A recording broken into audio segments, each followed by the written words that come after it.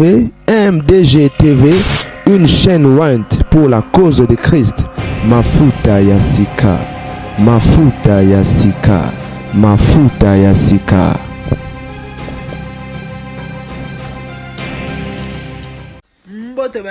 Certainement vous allez dire, eh bien moi je vais très bien par la grâce de Dieu. Affaires et dossiers et maman Nani Oyo, elle s'appelle comment encore? Oba Kongole ba mo benga.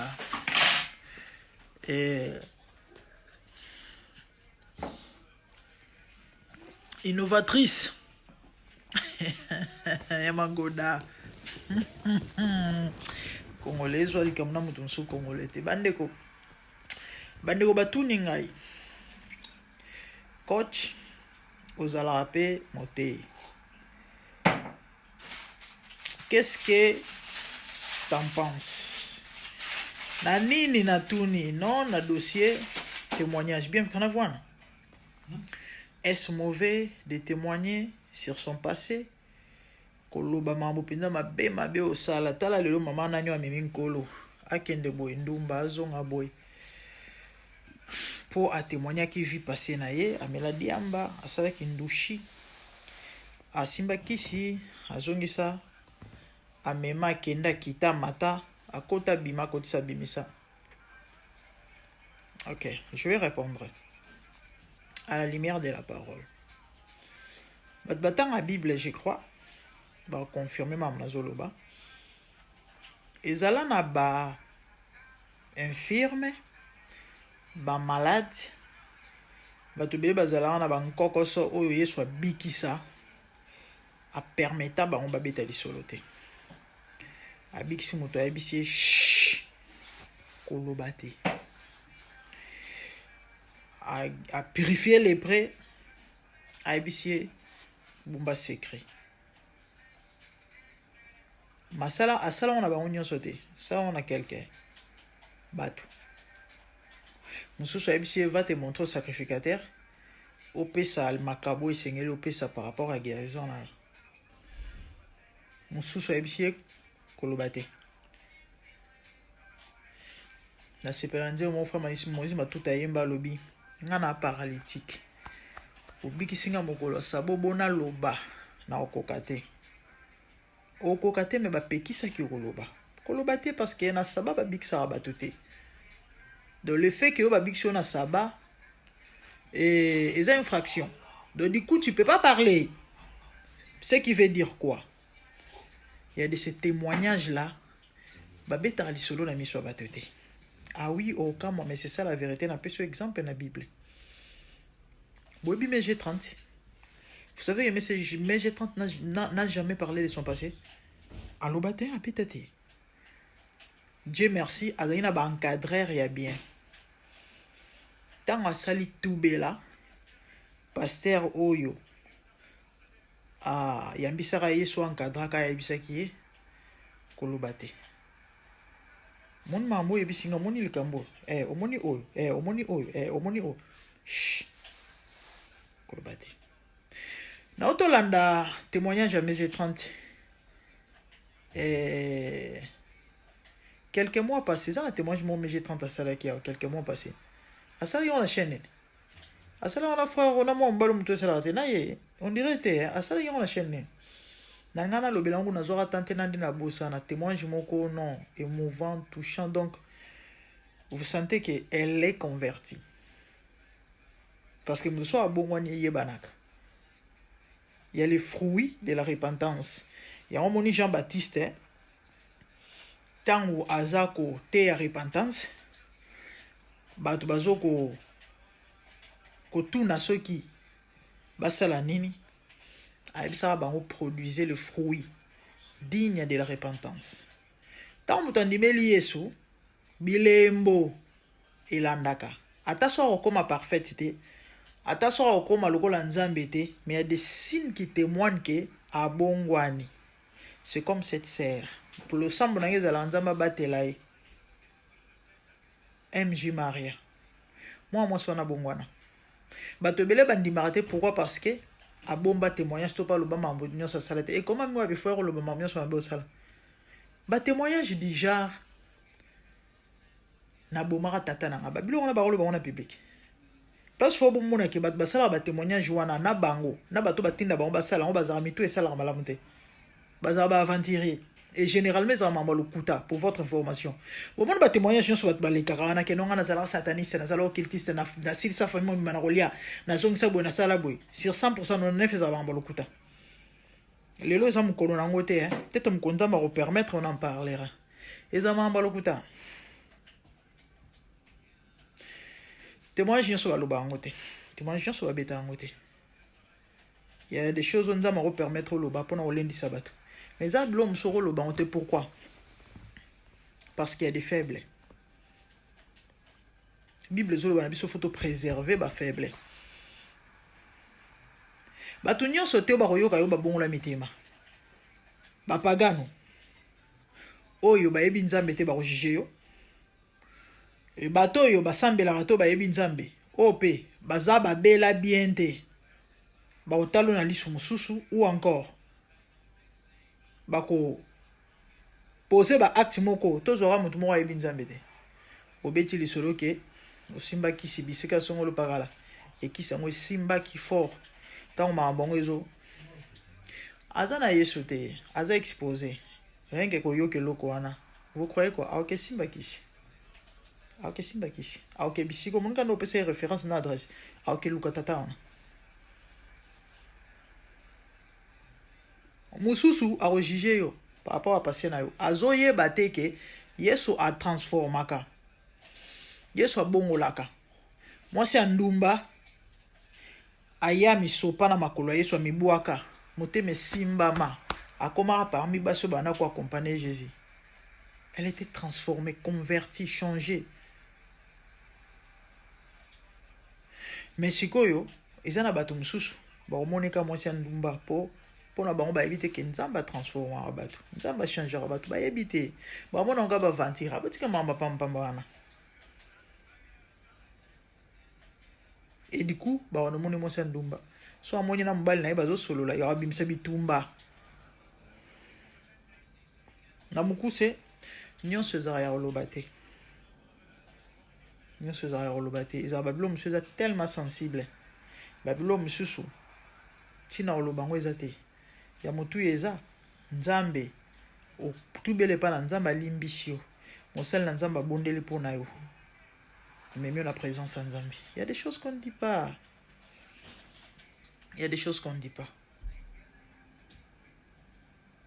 que Dieu nous aide en fait na moku c'est ce que je peux dire parce que la monde bat balobi mais non lelo maman mimi nkolo pona témoignage je nzamba tchaka ya kera loba gloire à Dieu. Mais moi je crois ce témoignage kakate. Peut-être l'oligne nae. Parce que mutso abongwani nyon se changera. Et l'obéli ba acte misala tout. Ata so comme parfait. Mais bato ba yeba kiye. Ba o témoigner que était azala boyete. Siko yoso bat bazo mona ndingo zala kala mabozo sala na ozoloba ondeza ka mabo bat ba olobani c'est ça et c'est là où le bas blesse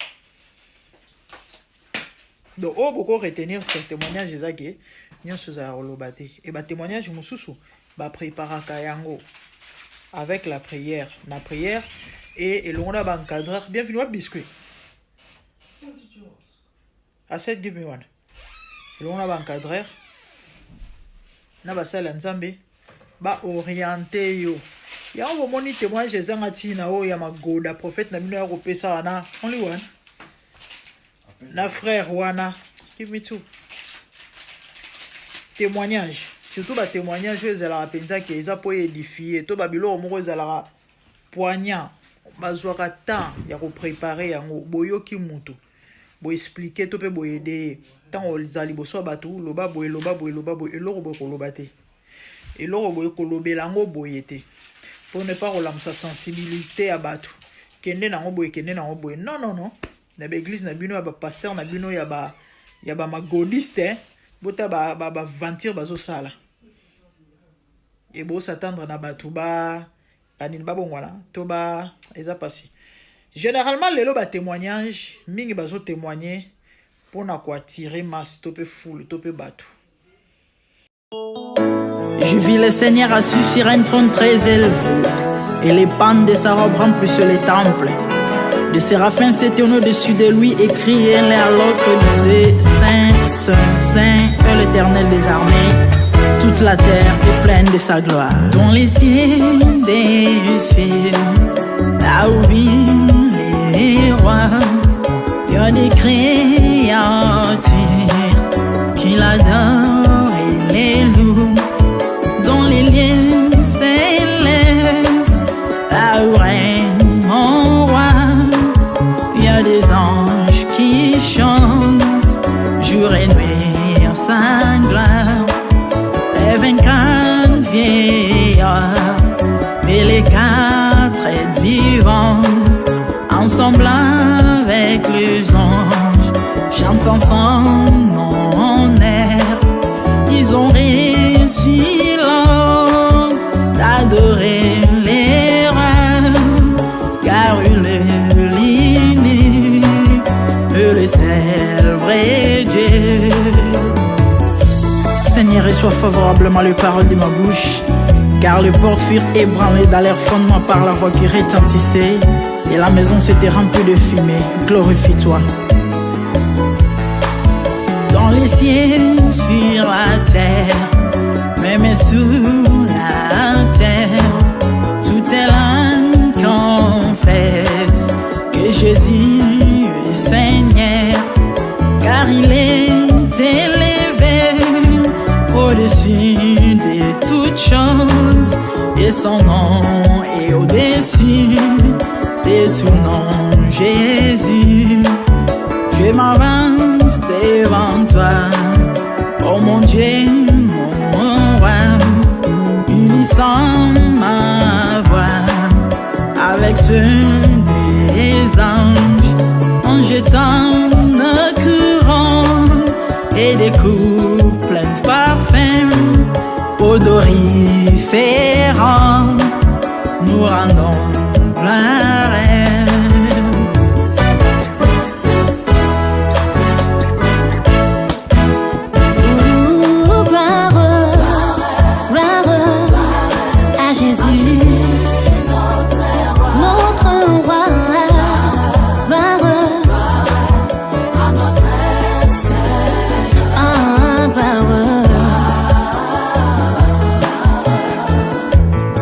Chantons gloire à Jésus.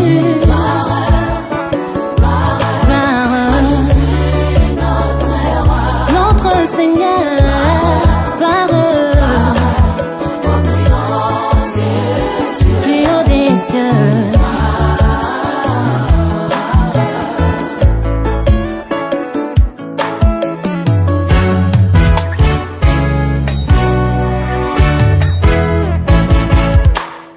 Il est beau d'annoncer les matins ta bonté.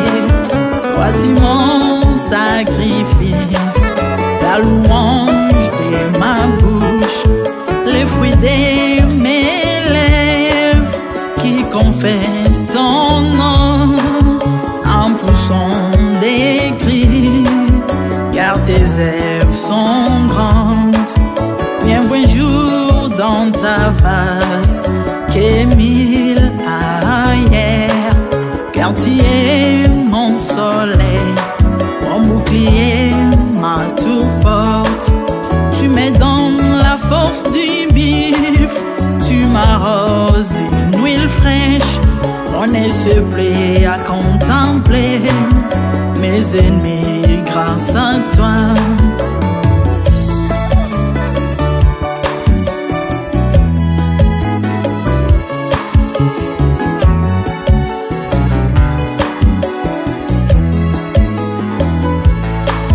Je prospère dans tes parvis, je porte des fruits, même dans ma vieillesse, plein de sève verdoyant.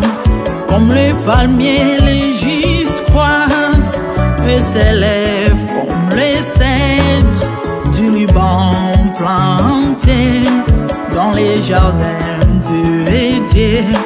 Dieu des vengeances s'élève pour venger mes ennemis. Il mettra la fin à la malice de leurs œuvres, car il est le Tout-Puissant, l'Éternel des armées, El Shaddai Adonai, El Elyon Sabaoth.